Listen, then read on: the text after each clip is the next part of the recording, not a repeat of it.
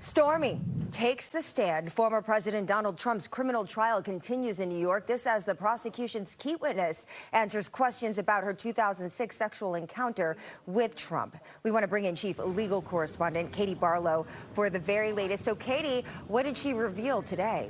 Well, Stormy Daniels painted a vivid picture for the jury, providing a lot of detail about when she says she had sex with former President Donald Trump at a celebrity golf tournament in 2006. So much detail that the prosecution was scolded by the judge and Trump's defense team moved for a mistrial. Judge Juan Marchand denied the motion for a mistrial, although he said some things would have been better left unsaid. Marchand said the defense also bears some responsibility for not objecting enough during Daniels' testimony, saying at one point he objected on his own to prevent Daniels from going into more detail. Daniels testified with some explicit information, including what Trump was wearing and not wearing at the time.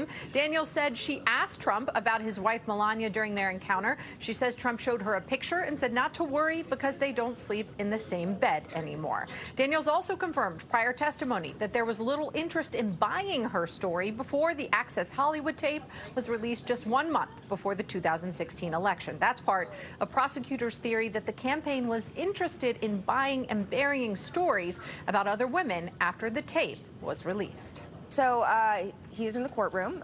Any word from Trump today? Right now, Stormy is facing cross-examination from Trump's lawyers, and Trump has posted a couple of times on Truth Social today, including a post saying that the prosecutors went too far and that there should be a mistrial. A reminder, he is allowed to make comments about the prosecution here and about the judge, but nothing specifically about witnesses, including Stormy Daniels, which is barred by the gag order. So he's abiding it thus far today.